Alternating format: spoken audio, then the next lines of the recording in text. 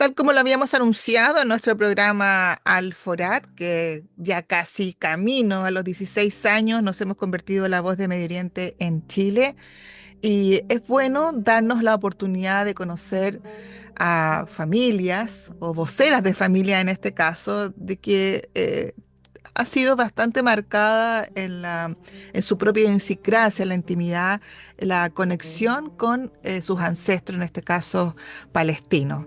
Pero además también la invitada de hoy, a la cual le tengo mucho cariño y hemos tenido la oportunidad de compartir, está en varios medios de prensa porque antes de que regrese a su segundo país, digamos que lo ha adoptado, que es Brasil, está dando entrevistas y está dando todo un circuito para promocionar y presentar un libro que creo que todos los chilenos y chilenas debiéramos leer para conocer la parte íntima y también sobre los cuidados que hay que tener con nuestros adultos mayores. A la tía de Chile, a la mamá de Chile, Teresita Reyes, gran actriz, amiga, yo creo que de toda la población en Chile, muy querida, y la vamos a tener siempre en nuestros corazones. Y me acompaña justamente su hija, Teresita Yacaman.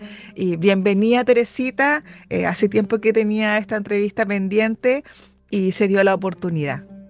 Gracias, querida amiga mía, ya puedo decir en este momento. Hemos vivido muchas cosas juntas, sobre todo cuando yo estaba más metida en el activismo palestino, cuando tenía la ONG, ¿te acuerdas? Sí, por supuesto. Harto Eh, trabajaste.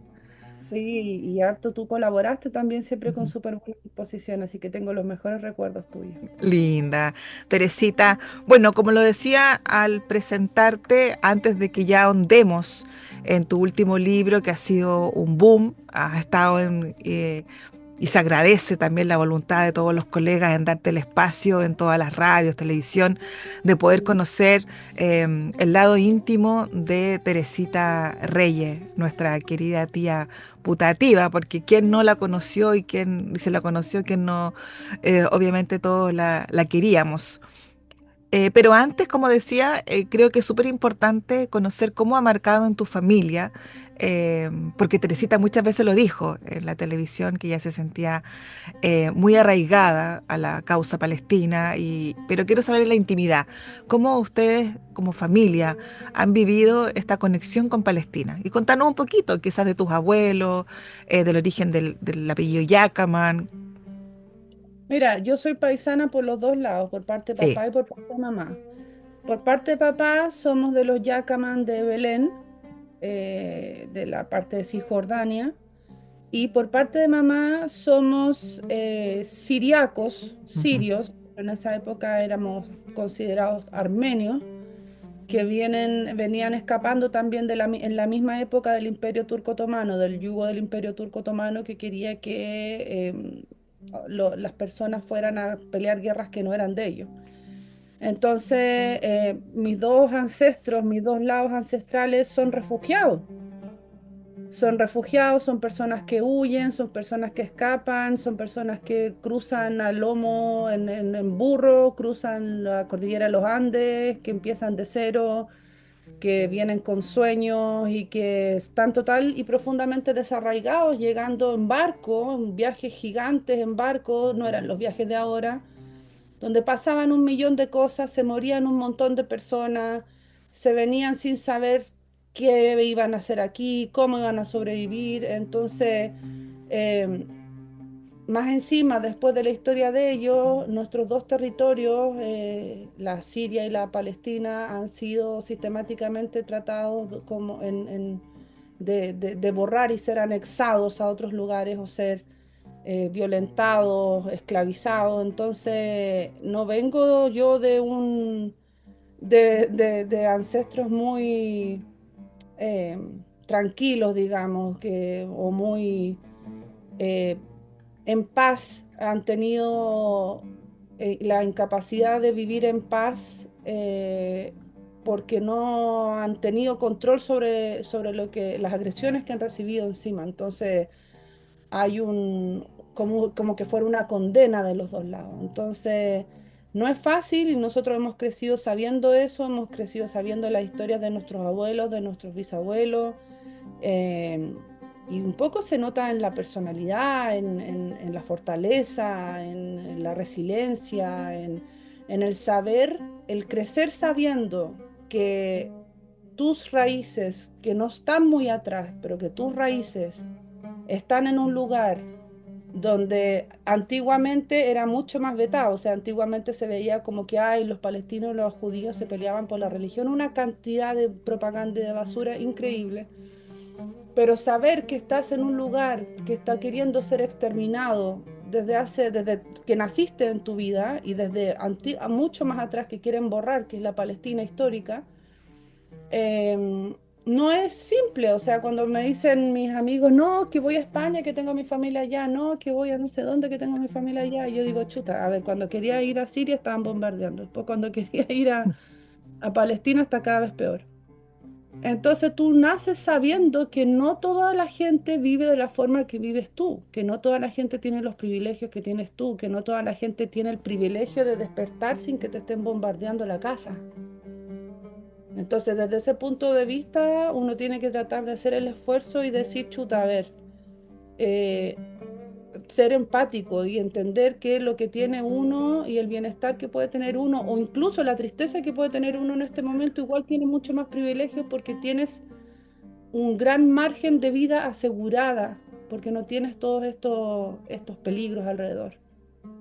Se empatizo mucho contigo y claro, ambos lados han sido bastante golpeados, no solamente ahora, sino que de años, y para qué decir Palestina, que lo estamos viendo y que a veces como que cuando surgen otros conflictos como el que todavía está latente entre Irán y Estados Unidos, como que la gente se olvida de Palestina y hay que recordar que mientras ocurría han ocurrido todos estos bombardeos hacia Irán y viceversa, Palestina continúa y ahora se suma al Líbano. No sé si has tenido la oportunidad de viajar a Medio Oriente, Teresita. Yo estuve a punto de irme a vivir a Palestina, Ujú. a punto, pero por cosas de la vida, cosas del destino, cosas de mi misión en mi vida, hice un cambio al 360 y me fui, y ahí fue que me fui a vivir a Claro, Brasil. te fuiste Pero a Brasil. eso. Yo me iba Sí. a ir a vivir un tiempo a Palestina, me había ganado una beca de la Federación Palestina para ir a aprender árabe. En esa época estaba muy metida en el activismo y por lo mismo no supe medir cuánto me estaba involucrando y lo que le pasa a muchos activistas, sobre todo con causas tan difíciles, es que te terminas quemando, te da un burnout, como se Sí. llama. Sí, hay una especie de cansancio, de no puedo más, no puedo, porque nunca nada es suficiente, nunca nada es suficiente, nunca nada es suficiente. Entonces tú trabajas en tu trabajo normal, tienes que en tus espaldas a la ONG donde no recibes ningún tipo de ingreso económico y la gente puede decir, pero esto no se hace por la plata. Sí, uno está bien, uno no lo hace por la plata, pero ahí uno tiene que tiene que saber medir cuánto da. Pero Ya. hay una cosa en la religión judeocristiana de que hay que ser mártir, que la mujer tiene que dar, dar, dar, dar. Y en ese dar, dar, dar, yo me acuerdo que me iba a acostar llorando por cosas que yo no podía solucionar y y colapsé. Y ahí fue que decidí dar un paso al costado y empezar a vivir en mi propio espacio, en mi vida, pero Palestina está siempre ahí para mí. Siempre estoy constantemente em, pensando, sufriéndola también y recordándola y defendiéndola de alguna forma. De hecho, en el libro, en el nuevo libro, aparece una parte, porque cuando mi mamá estaba enferma, era la época del bombardeo más heavy contra Gaza, ese que Mm. ya, que, bueno, sigue ahora, pero que era ya la aniquilación total. Y yo en el momento del funeral me acuerdo que el cura nos dijo que tuviéramos una palabra, una oración, pidiéramos algo y ahí y ahí lo escribo así como que se me Mm. coló Gaza en la cabeza, en el corazón, porque no había tenido tiempo para pensar en Gaza porque se me estaba muriendo mi mamá. Claro. O era siempre algo constante en tu vida que tú estás viendo que todo ese mundo que tú pensaste cuando ibas creciendo, que iba a evolucionar, que estábamos evolucionando como seres humanos, de repente se pega una involución increíble y estamos viviendo unos tiempos de cuento de terror y cada vez se está poniendo peor y cada vez son cosas que tú dices, pero chuta, a ver, como, ¿dónde está el mundo donde yo crecí hasta los 30 años? ¿Entendí? Como que todo se ha transformado en una fantasía distópica. Ujú. Sí, de hecho muchas veces tu mami lo dijo. Me acuerdo que en la época de pandemia hacía live, incluso ustedes dos hacían live. Era muy entretenido, ¿ah? La misma casa, pero cada una en su sitio haciendo live y entreteniendo de alguna manera a la gente, a sus seguidores, pero también tu mamá en muchas oportunidades habló de Palestina y empatizaba con todo el dolor y en algún momento también en su fondo del corazón lo compartió, que estaba muy triste por todo lo que estaba pasando y surge una impotencia de que uno no puede hacer nada. Desde la vereda de quienes somos comunicadores, como tú, periodista también, colega, lo único que nos queda es dar difusión, abrir los espacios de diálogo, reflexión, pero más allá no podemos hacer. O sea, si ni siquiera la ONU puede hacer algo, ¿qué nos queda para nosotros que estamos, en primer lugar, al fin del mundo y segundo lugar, que no tenemos el gran poder que pudiera superar y poder poner fin a esta tragedia que todavía continúa y que además se está desplazando al Líbano y las propias autoridades israelíes han dicho, sin miedo, sin despojo, que quieren convertir el Líbano como una nueva Gaza para sus propios intereses. Pero hablando quizás de los aspectos que unen a la familia, como por ejemplo la comida, ¿cuáles han sido los platos más preferidos en tu familia que tienen origen de Medio Oriente, Palestina o Siria? Mira, yo crecí con la comida siria, Ya. porque eran mis tías las que cocinaban y las que nos enseñaron a nosotros. Mi mamá nunca le gustó cocinar, la verdad. Y bueno, yo tampoco, a lo mejor no tenía mucho tiempo tampoco. Mi mamá, no, pero aunque tuviera tiempo, no estaba ni ahí con cocinar, no le gustaba, nunca le gustó. Sabía cocinar, pero no le gustaba. Entonces yo me acuerdo de estar sentada siempre horas con mi tía, la tía Icho, antiguamente la tía Nura, la tía Pepa, y estar sentadas en la mesa haciendo las hojitas de parra, porque son tan lentas que uno se sienta, conversa, copuchentea con las manos llenas de carne y arroz, con ese olorcito Sí, típico, típico de parra, claro. la hojita de parra, el ajo, que la agüita y todo. Entonces, esas son las hojitas de parra, el mazarín, pero ese Ujú. lo traía mi tía hecha, porque aquí Ya. para hacer el mazarín horrible. Los zapallitos rellenos, la berenjena rellena, más que nada los rellenos y el Alister Loss, que le decía a mi tía, Ah, no la sé si es. Grisel el dulce. Ya, el de sémola. Y ese siempre lo hacían también acá. A mí me encantaba un plato que yo comía cuando era más chica todavía, porque Mm. lo hacía mi tía Nura, que era el becenille, Ah, que era es el que es de la pepe bandeja. Sí, y como con laban, con el sí. yogurcito. Qué ¡Uy, rico. rico! Delicioso. ¿Y tú aprendiste a cocinar o no? Sí, sí, se Ya, hace, no hago hace milenios hojita de ya. parra, pero me gustaría. Es cosa de retomar nomás. Durante Sí. una época me embalé en la época de la universidad y convidaba a mis amigas y hacíamos todas, una vez hicimos hojita de parra y aprendieron todas. Así que No, pero tienes razón, es lento. O sea, hay que tener ahí una técnica. La gente que trabaja en los restaurantes parece, pero súper rápido, las manitos como hace la guitarra, pero en realidad el más casero es más lento y lo relevante es que no se demora nada en comer, po. pero requiere de comunidad, requiere ir Sí, sentado, sí, pero uno está conversando, horas, horas cocinando y después en 5 minutos y más con mi van. hermano y mi papá, que eran loquitos de la hojita de parra, mi hermano así de a 3 hojitas de parra. Mm. Terrible. Dos Tu papá segundos era, ya. tu papá era bien paisano, ¿ah? Mi papá, Yacaman Sí, Yacoman, imagínate. sí, él era súper paisano, súper Pero mi paisano. mamá también. Y Sí, sí, no, tu rey mamá de siempre mi participaba mamá, en las actividades. el reyes de mi mamá era de su papá, pero el resto de Mm. todas las mezclas para atrás, Sí, nosotros, materna, dos familias son todas árabe con árabe con árabe con claro. árabe. ¿Cachai? Entonces, nosotros nomás ya las nuevas generaciones que nos empezamos a mezclar. Como decían, eran medias racistas algunas, weón.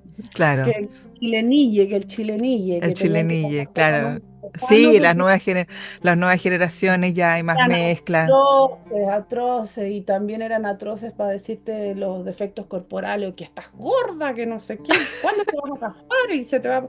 No, todo lo bueno y lo malo, lo bueno y lo malo de las tías árabes. Pero imagínate con todo lo que comemos, pues. Niña, por Dios, claro que Terrible, cuesta adelgazar si pasamos comiendo claro. rellenito y dulce y todo, obviamente, pero claro. Sí, bueno, son generaciones distintas y obviamente también el tema de cuándo te vas a casar o te buscamos novio, todo eso, eso es parte de esta hermosa cultura. Teresita, quiero tomar algo que tú dijiste súper importante, que yo soy testigo, trabajaste mucho por la causa palestina, por refugiados que llegaron a Chile, estabas súper en pos del voluntariado para la causa palestina y llegaste a un colapso.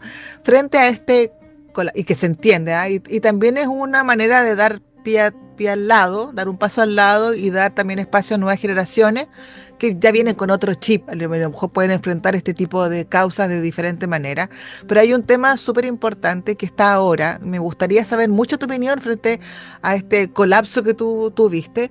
No quiere decir que no estás, como lo decías, apoyando la causa desde otra vereda, quizás no tan activa, con la flota, que hemos visto muchas veces que la flota va hacia Gaza con el objetivo de entregar alimento, entregar ayuda humanitaria, etcétera, y los atacan.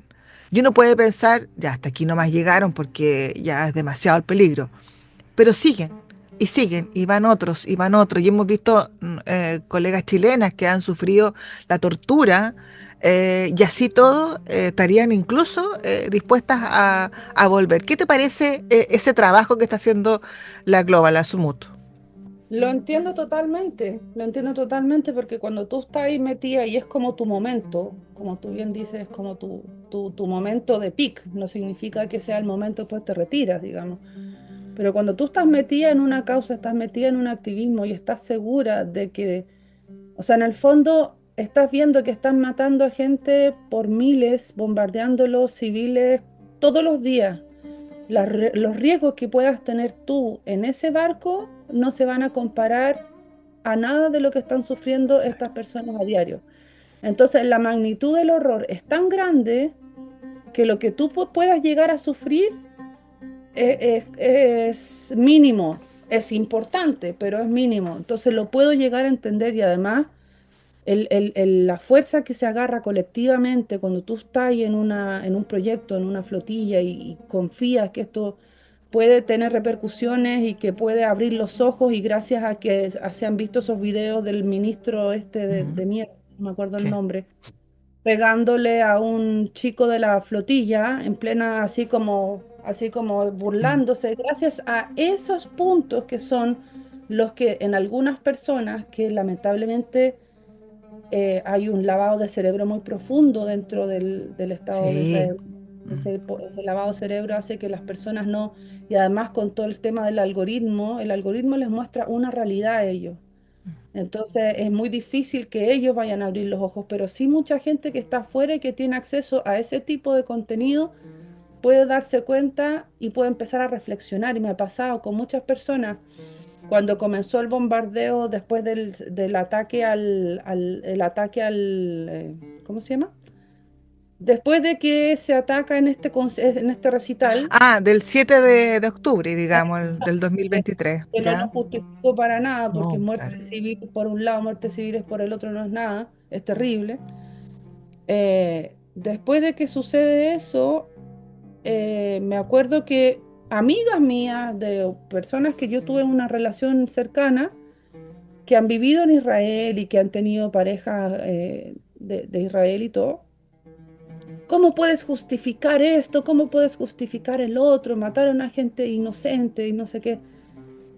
Y llega un punto en que tú escuchas cómo te están hablando y tú dices, ok, aquí no es que esta persona sea mala. Aquí es que esta persona está creyendo una realidad y la está creyendo a pies juntos, totalmente. Entonces, esas son las personas a las cuales el mensaje que da la flotilla podría llegar a cambiar. que las personas pudieran ver con sus propios ojos, un poquito desde afuera, qué es lo que realmente está pasando. Entonces, todos los esfuerzos que hace la flotilla y a todos los vejámenes que se pueden estar enfrentando, yo creo que los chicos tienen bien claro lo que pasa, tienen bien claro lo que podría llegar a pasar. Incluso se podrían imaginar hasta lo peor. Pero por eso hay soldados de la paz siempre.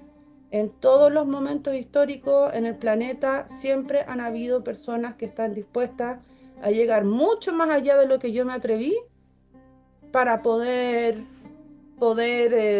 hacer un statement, hacer una declaración, demostrar que hay gente que sí le importa y representarnos a todos los que nos importa, pero que por a veces motivo no estamos metidos en la flotilla.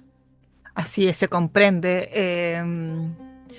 Fíjate que no se dice mucho, pero hay mucha gente dentro de Israel, israelita, de religión judía, que está en contra de todo esto.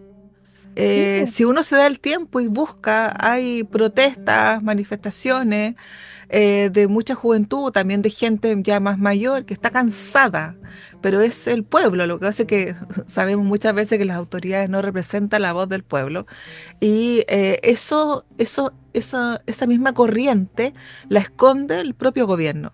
Pero si uno es busquilla, las va a encontrar. Hay mucha juventud que está en contra, hay mucha juventud que uno que quiere que pare esto, incluso que pide que por fin se haga lo que se prometió hace muchas décadas, que tiene que ver con los dos estados y que cada uno sea responsable de su territorio y de su vida. claro que sí, y esas son las personas más valiosas, esos son los, para mí son los más valientes, es como lo que se habla de cuando en el machismo generalizado que existe la violencia contra la mujer, los feminicidios y todo, hay hombres que defienden, esos hombres pasan a ser mucho más valiosos que el resto, porque están en una causa que no son necesariamente ellos los ganadores, están desde el lado de los perdedores. Entonces, los israelíes que logran hacer una protesta, como la otra vez me acuerdo que estaban en Jerusalén, estaban sentados en un portón, algo estaban haciendo, pero estaban haciendo de escudo humano para proteger a algunas personas que estaban rezando, no me acuerdo Mm, cómo era. ujú. Pero Sí, yo me emocioné mucho y se me pararon los pelos y dije, estos son valientes. claro. Que tú estás dentro de una sociedad donde te están juzgando, todos los alrededores, las personas de alrededor tuyo te están juzgando por traidores, Ujú. Claro. por, por nazi, porque quieren que por ustedes que se borre el Estado de Israel, porque esa es la fantasía que hay en la cabeza de que no quieren que vivamos y nos odian y la weá. Entonces es un discurso fantástico al que pocos dentro del mismo país se atreven a estar en contra, incluso estos chicos y chicas que hacen deserción del ejército, se van a la cárcel Claro. y son tratados como escoria. Ujú. ¿Quién va a querer tener a todo tu país, donde tú vives, toda tu comunidad? Imagínate que la gente que sale de sectas le cuesta un montón salir porque tiene un grupo de gente que lo va a tratar mal. Imagínate lo que es salir de un estado sectario como el Estado de Israel, que controla la mente de sus propios ciudadanos, como lo trata de hacer Trump también, que ahora Ujú. todos los gobiernos se han transformado en sectas de alguna Ujú. forma.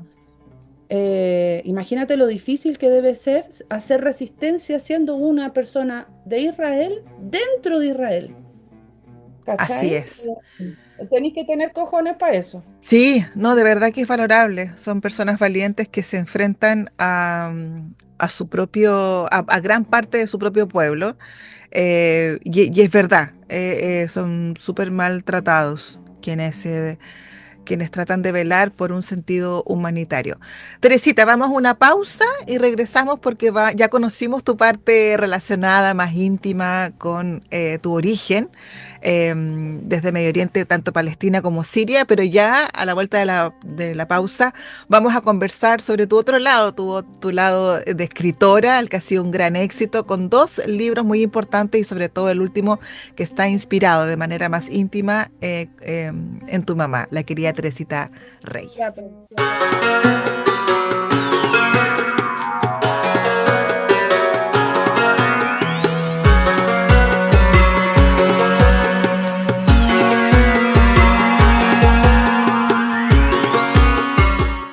Regresamos de esta pequeña pausa y vamos a continuar conversando con nuestra gran invitada Teresita Yacaman y ya ahora, como lo decía anteriormente, su lado de escritora que ha sido un éxito y vamos a comenzar primero por Ábreme la jaula, este libro que retrata lamentablemente circunstancias que viven mujeres y tú lo has dicho también en varias entrevistas, ya has dado el pie para conversar sobre machismo, el rol de misógino, muchas veces el zorrón, como se dice muchas veces también en el ámbito juvenil.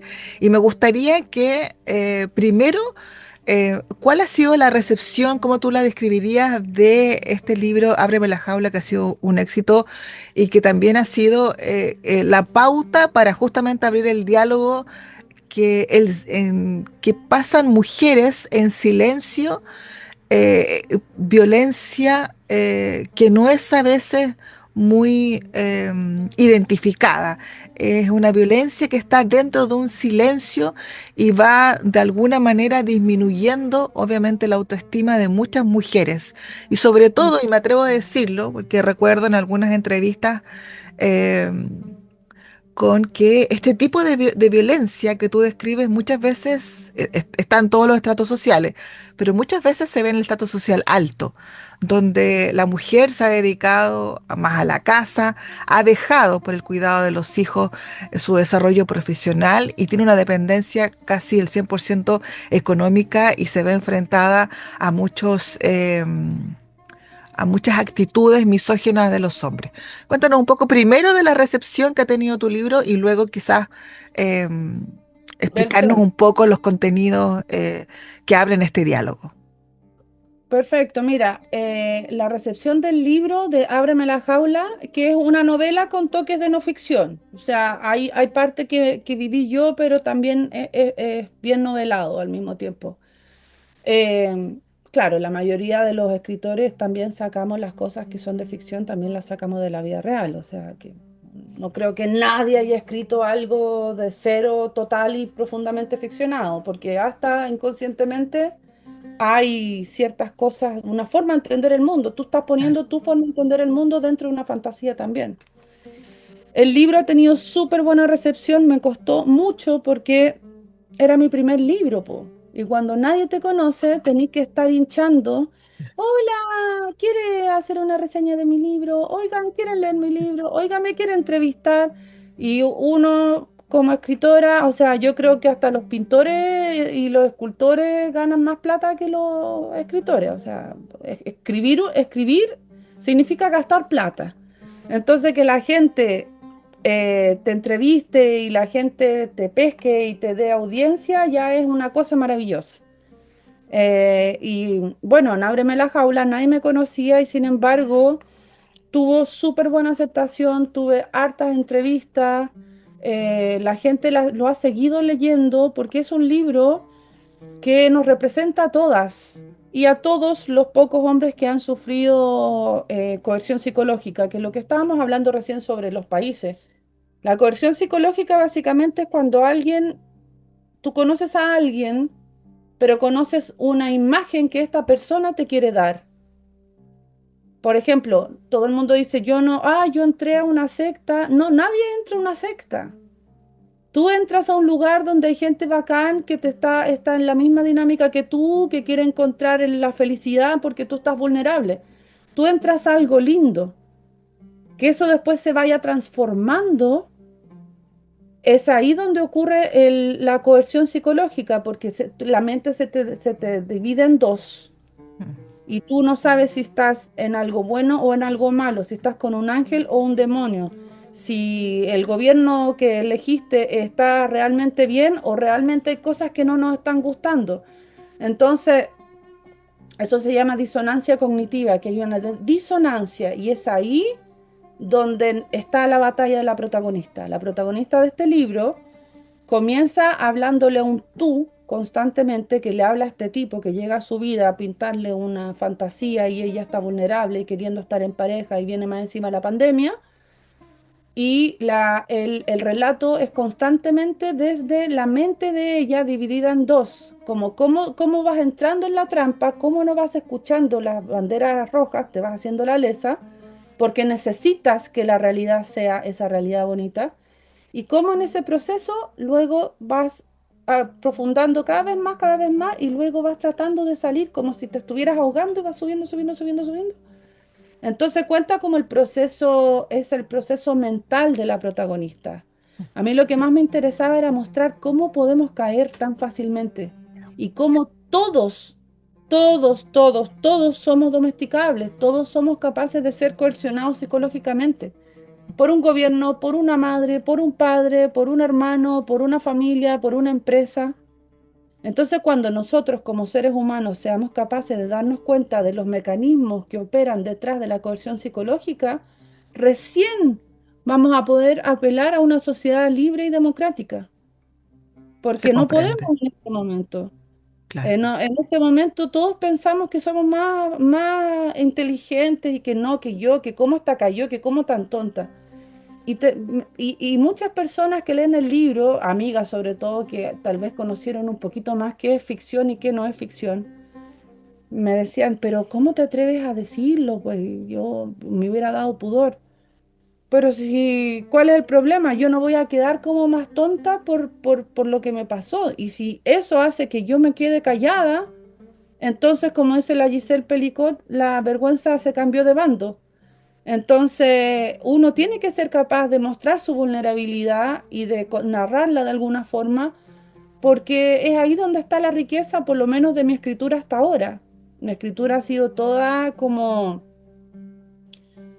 una forma como de poner afuera mis vivencias, eh, o mis reflexiones, o mis experiencias. Es muy humana la forma que tengo de escribir porque nunca he hecho tampoco el ejercicio, bueno, lo hacía cuando escribía teleseries, pero nunca he hecho el ejercicio de decir, ok, quiero escribir un libro de ficción 100%.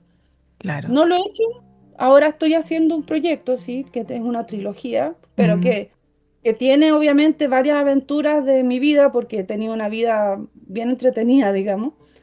Pero este es más entretenido, tiene toques más eróticos también, como más de aventura, además de, ¿cachai? Como de descubrimiento, es otro tono, pero tiene bastante de la autoficción, porque sobre todo en este mundo de la inteligencia artificial, creo que la única forma, la mejor forma de hacer resistencia es a través de conservar lo que es plenamente humano y que son nuestras vulnerabilidades. sí, eso es el gran desafío.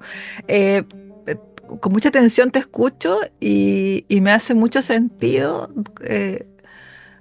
palabras que uno escucha en mujeres cuando despiertan, ¿ya? Cuando llega ese despertar y dicen, ¿qué mundo estoy?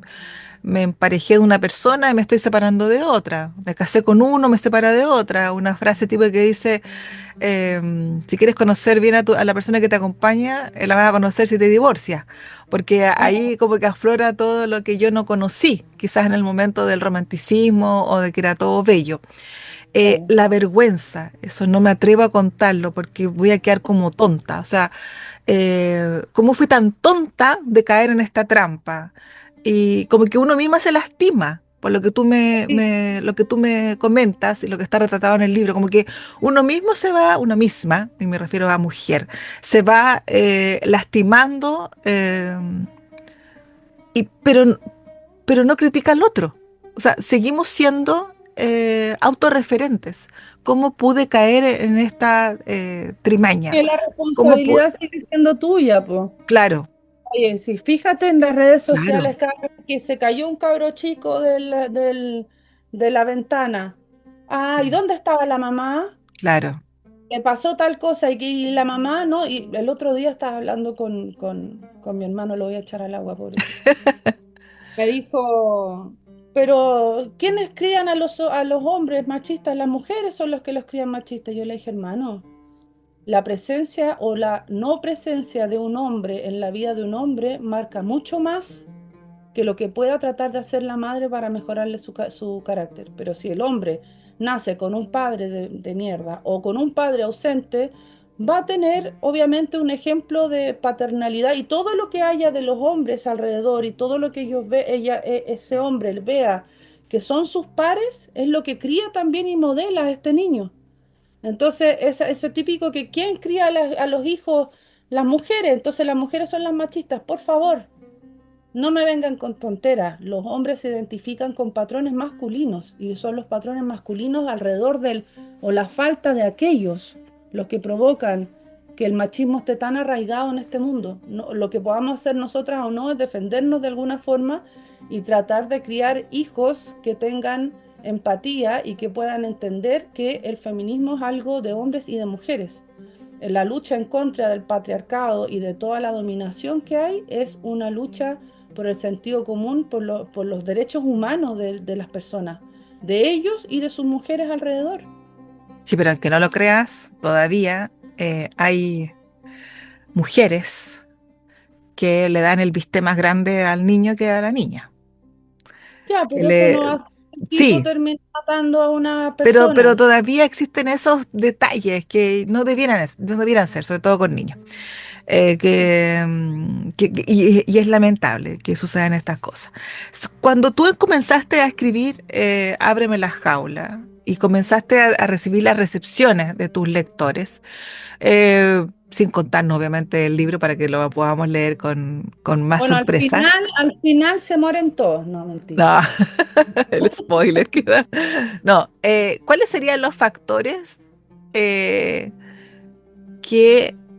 a los cuales deberíamos estar atentas o no nos damos cuenta cuando ya estamos cayendo en la trampa? Uf, no sé, yo creo que hay que ponerle ojo a cómo estás tú en el momento en que te vas a emparejar. Más que nada, porque las banderas rojas uno las ve siempre, pero uno tiene que cachar si es que está queriendo buscar pareja o queriendo emparejarse porque se siente sola, porque se siente incompleta, o porque le cae bien la persona, porque le gusta la persona. O sea, porque uno también construye la idea de hombre que quiere según lo que quiera también, porque uno está viendo que el tipo es ABC o que el tipo es X y uno quiere un Y. Entonces uno va y también impone su, "Ay, yo lo voy a cambiar, yo lo voy a arreglar, está". Entonces yo creo que lo más importante es observarse a una misma y preguntarse, a ver, ¿qué pasa? Porque, por ejemplo, yo ahora hay un chiquillo que me anda rondando que es harto más joven que yo, no vamos a decir ¡Ah! tanto. ¿En serio, Teresita? Morí, weón. Y está allá en Brasil. Y hay varias banderas rojas, pero hay varias banderas verdes también. Entonces yo me pregunto, cada vez que le voy a hablar o no le voy a hablar, si le voy a responder, si le voy a pescar o no lo voy a pescar, me pregunto, a ver, ¿por qué le estoy hablando? ¿Le estoy hablando porque estuve un día angustiado y quiero estar con alguien o quiero sentir o siento que me falta? Ok, cuando estás en esa situación es mejor no interactuar con nadie. ¿Cachai? Cuando conocís a alguien en un pic tuyo, cuando tú estás bien, cuando tú estás sintiéndote completa, lo más probable es que esa persona que te llame la atención sea una persona que sea un Claro. probable par. Siempre hay que mirar, obviamente, siempre hay que, lamentablemente, estar con una patita en el freno, pero, y del otro lado también, si está lleno de minas locas también, de psicópatas, pero ellas también funcionan de otra forma. Em, entonces creo que por ahí va el punto, en entender en qué situación estás tú. Si tú estás queriendo estar con alguien porque te sientes sola, porque quieres que tus hijos tengan un padre o algo así, es ahí donde entran estos seres a aprovecharse de alguna forma, que son los que andan buscando un suplemento. Y tú eres el suplemento ideal. Cuando tienes necesidad, eres un suplemento, eres la persona que va a ir a la secta, que va a hacer trabajo voluntario, que va a pasar plata si tiene plata, que va a hacerle los favores sexuales al gurú. Si estás necesitada y estás vulnerable, vas a ser la persona que se va a emparejar con este tipo, que frente a todo el mundo es un galán, es lo máximo, y tú te vas a sentir bien por un lado, pero por el otro lado vas a ver todas sus oscuridades y vas a decir, pero ¿qué hago yo ahora si este es el hombre que yo quiero?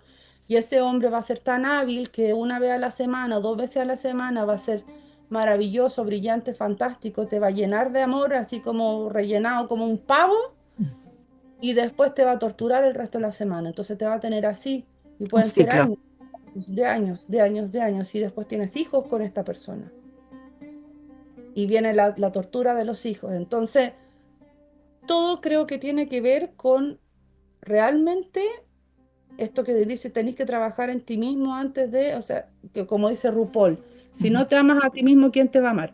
En el fondo, a cualquier cosa que tú entres por desesperación, es muy probable que estés entrando en una trampa. Claro.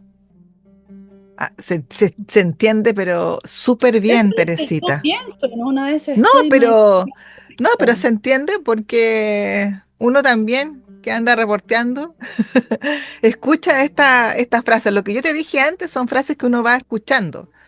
Mm, Eh, y sobre todo esa que es cuando co- me junté, me casé, me emparejé con uno y me separé de otro. Es porque en el camino algo pasó, que esta persona tenía doble personalidad, no sé, pero algo pasó. ¿Y qué pasó contigo en lo personal? Cuando tú terminaste tu libro, que tiene ficción, pero también tiene factores de tu vida personal, ¿qué pasó contigo? ¿Cuál es la Teresita post? Ábreme la Fue jaula. un entrenamiento. Ábreme la jaula fue un entrenamiento para atreverme a publicar este libro, porque con Sí. Ábreme la jaula aprendí que el pudor pre-escritura no es tan terrible después. Una vez que ya sale de tu cuerpo el libro, ya como que ya me da lo mismo que sepan que soy yo. De hecho, yo quería que fuera novela y que nadie, y que decir que era ficción totalmente hasta que ya caía como de cajón que no era ficción, porque habían muchas cosas que tenían que ver conmigo. Tampoco disfracé tanto los hechos. Entonces, me daba vergüenza, pero la verdad es que yo estuve súper traumatizada como por 4 años. Yo no me metí con nadie. Ujú.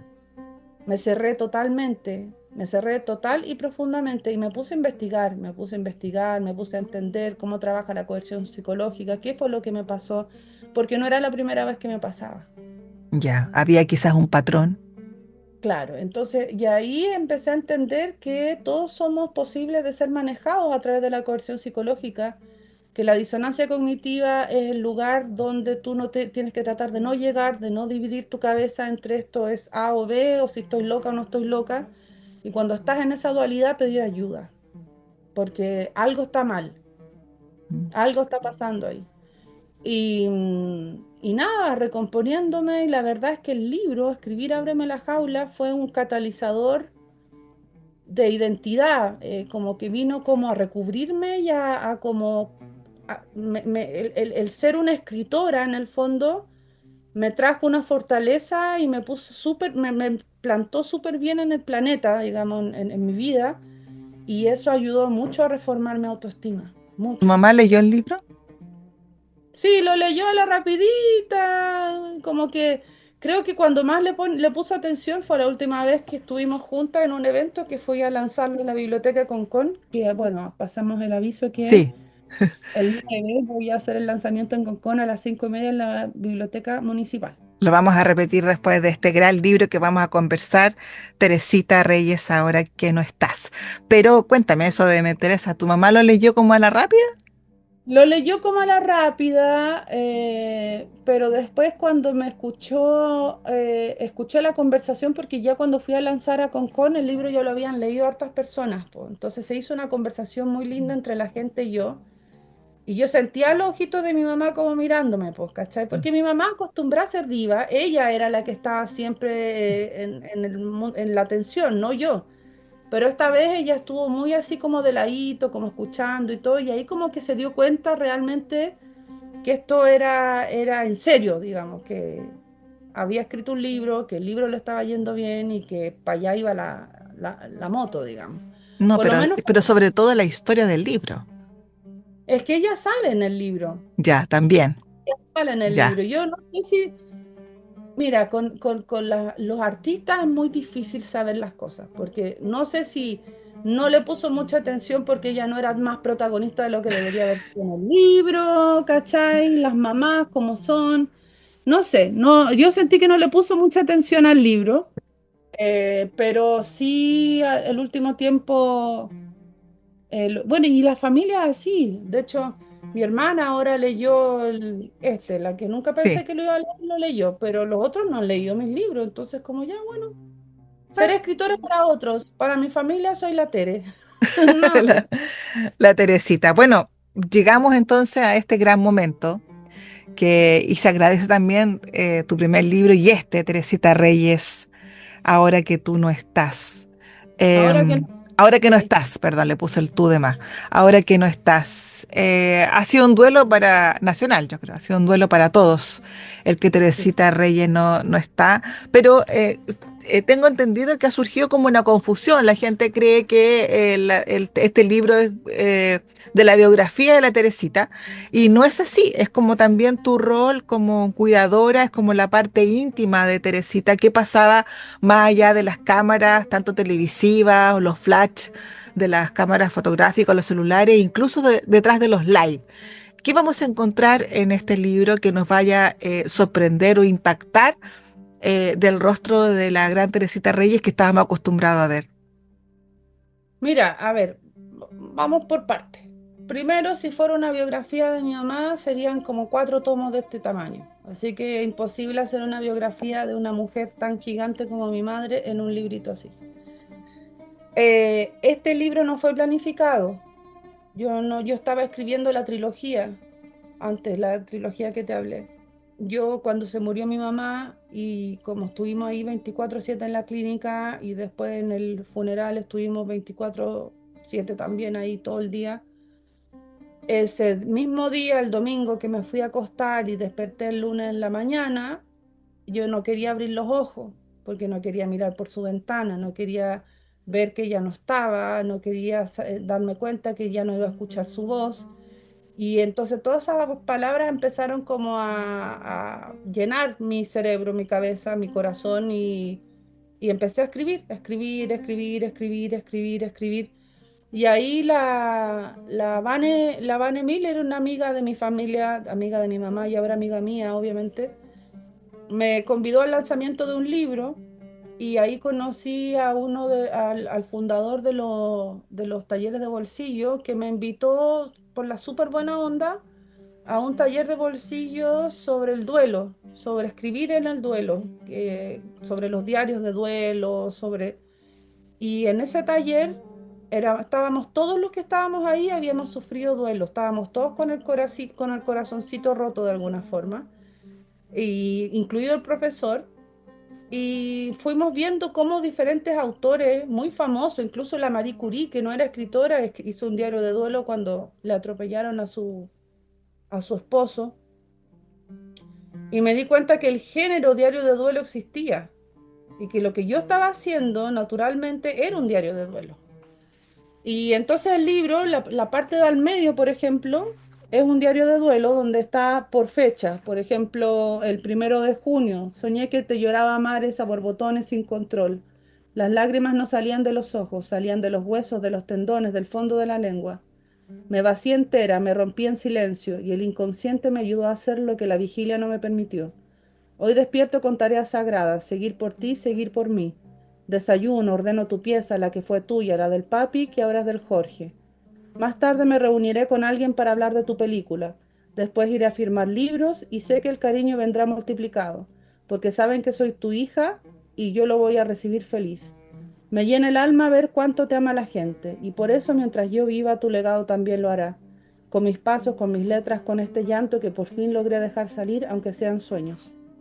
Entonces, en la mitad del libro, la parte troncal del libro es lo que escribí así, porque me fluía, porque necesitaba escribirlo. Y después le fui agregando, le agregué la introducción, le agregué el final, que son las mismas reflexiones que fui haciendo durante el duelo. O sea, viví mi duelo a través de la escritura de este libro. Y ahí, yendo a tu pregunta de qué es lo que vamos a encontrar en el libro sobre mi mamá, es como era ella en la esfera de lo doméstico, de lo privado, nada que ella no haya contado, sino que lo cuento yo desde mi perspectiva de hija, desde mi relación con ella, desde mi vida con ella y mi vida sin ella. Entonces lo que vamos a ver aquí es una historia de una madre con una hija cuando la madre se va. y que muchas personas se pueden sentir reflejados. Y fíjate que ha sido como un crisol el resultado, porque la gente se me ha identificado por diferentes lados. Primero, me identifico porque yo soy bipolar, entonces yo veo cómo la gente alrededor mío me percibe, o me identifico porque yo también tengo una mamá bipolar y se murió hace 4 años y hoy día pude soñar con ella. O mira, me hiciste vivir mi duelo que lo tenía taponeado y gracias a tu libro lo pude revivir y ahora me siento mejor. O mira, yo soy hija también de una mamá grande, como pasó ahí con algunas actrices que también se pueden identificar con eso. Yo cuidé a mi mamá, cuidé a mi papá durante años, hipotequé mi vida y nunca me he atrevido a hablar del agobio que se siente, de la culpa que se siente. Entonces hay muchos temas que aborda el libro y que han ido resonando con... La otra vez me entrevistó un chico que se había hecho la cirugía bariátrica y me dijo, me identifiqué porque cuando yo me hice la cirugía bariátrica y tuve todas las complicaciones de la cirugía bariátrica, cuando leí tu libro me di cuenta de cuánto pude haber dañado a mi mamá, que trataba de cuidarme. Entonces, ha sido un resultado como súper... como si fuera un traje que nos calza a todos, ¿cachai? Ha tenido una cercanía, más de lo que quizás tú pensabas, con el público, con los lectores. En una de entrevistas, no recuerdo específicamente cuál es, tú hablaste del cuidado y dijiste algo que a muchas personas quizás les daría vergüenza decir que estabas libre. Exactamente, exactamente. O sea, cuando tú dejas de cuidar al padre o a la madre, porque es diferente cuidar a los hijos, pero tal vez no es tan diferente. Yo creo que ya cuando los hijos son muy grandes y tú tienes que seguir haciéndote cargo de ellos, debe venir ese agobio. Pero lo que más a mí me daba miedo era, y a mi mamá también, era que mi mamá tuviera un Alzheimer o algo así. Eso era lo que más nos daba miedo y yo lo sentía como una condena silenciosa de, claro, la hija soltera, que la va a cuidar y que, porque yo, igual mis hermanos tienen hijos o estaban haciendo sus vidas, entonces yo me auto indiqué y además mi mamá amaba estar conmigo y era su partner y le hacía los videos, entonces igual había una dependencia emocional muy fuerte de parte de ella hacia mí. Y uno se acostumbra cuando tiene personas que tienen dependencia emocional por carencias de infancia, uno se acostumbra a ser el bastón de esa persona y a ser una persona que es valiosa por los servicios que presta a los otros. ¿Me entiendes? Entonces, una forma de habitar donde tú te sientes eh, placenteramente necesaria, pero donde te pierdes de tu propia independencia. ¿Me entiendes? Se Y no me comprende. acuerdo qué te estaba diciendo, por qué me fui a esta... No, por el tema de la libertad, que te dije yo que en algún Ah, momento ok, ok, lo ok, ok. dijiste, que el sinvergüenza, súper transparental, lo dijiste, Claro, claro. transparentemente lo dijiste. Eh, Y Después de ahí voy, esto, tengo la libertad. Claro, claro, ahí voy, porque yo desde el 2015, cuando hice este cambio de este pivoteo, donde no me fui a vivir a Palestina, sino que me fui a vivir a Brasil, empezó mucho el tema de la culpa. Primero de dejar a mi papá que estaba enfermo, se estaba deteriorando. Lamentablemente él falleció y yo estaba allá. Y eso me marcó mucho. Y después mi mamá estaba viuda, pues entonces todos los años que yo traté de vivir en Brasil siempre volvía y cada vez que volvía mi mamá estaba en algún tipo de crisis o estaba, algo pasaba, o mi hermana o mi hermano, algo pasaba. Y yo deshacía toda mi vida y me venía para acá. Creo que la última vez que deshice mi vida, eso fue ya más por responsabilidad mía porque yo estaba débil y uno siempre vuelve a la familia. Y la familia siempre me sacó el sombrero por mi familia, nos apoyamos todos entre todos. Y resulta que y eso lo cuento aquí, y es algo que me doy cuenta mientras estoy haciendo el diario de duelo, que estoy escribiendo y de repente abro el computador y veo pasaje a Florianópolis y me compro el pasaje a Florianópolis, po. Y es primera vez en la vida que el cerebro me hace como el típico, oye, espérate, espérate, te estás yendo, ¿quién va a cuidar a tu mamá? ¿Quién va a hacer esto? ¿Quién va a hacer el otro? De repente digo, chuta, estoy libre, ahora sí estoy libre, entonces... hay una libertad culposa en el cuidar, cuando los papitos se van o la mamá se va o quien sea que tú estás cuidando se va. Una libertad que cuesta, es como que fuera un zapato que te aprieta, cuesta llevarlo hasta que entiendes que no está mal y que no estás sola en ese sentimiento y que todos lo sentimos así y que no se dice por pudor, no se dice por moral, no se dice porque está mal decirlo, porque uno tiene que dar y dar y dar y dar y dar hasta que duela, porque así es como lo hizo el santo de turno o quien sea, ningún problema con la religión, no me estoy metiendo con nadie, simplemente es lo que nos han acostumbrado a vivir, sobre todo a las hijas cuidadoras que tienen que darlo todo y tienen que estar siempre sonrientes y que no se pueden quejar y que tienen que cuidar a la madre hasta el último momento porque la madre les dio la vida. Claro. Y tú te preguntas, No, y a ¿qué veces significa? son familias súper numerosas, pero siempre hay una que, y sobre todo las mujeres, que asume este rol. Se nos va el tiempo, Teresita, y yo quiero agradecerte mucho porque pasamos por Me varios voy, temas. no Tu, me voy, me tienes que la, invitar de nuevo. la raíz, nos quedamos conversando solitas un ratito, pero pasamos, gracias por darnos el permiso de poder conocer esa intimidad de la familia Yacaman Reyes en relación a Palestina y Siria, después conversar y descubrir este mundo al cual muchas mujeres nos vemos envueltas y despertamos. Y ahí salen las culpas, pero es una oportunidad para crecer. Y ahora último, o sea, yo creo que todos quienes conocimos a Teresita Reyes a través de la pantalla o fuera de la pantalla, yo tuve la suerte de conocerla, era una mujer espectacular poder conocer esta parte tan íntima y también lo que ha significado para ti, que tú reflejas muchas hijas, sobrinas, cuidadoras, que tienen que despedir a alguien que ama mucho, pero sobre todo también esta emoción grande de que tu mamá era prácticamente la mamá o la tía de todo Chile. Así que te agradezco. Eh, Muchas gracias, Teresita. Nosotros nos quedamos un ratito conversando, pero tengo que despedir porque ya el programa se me va y obviamente si no nos lograron acompañar en directo lo pueden encontrar después en YouTube y obviamente en nuestras redes sociales. Gracias, Teresita. Un Gracias a ti. abrazo. Muchas gracias.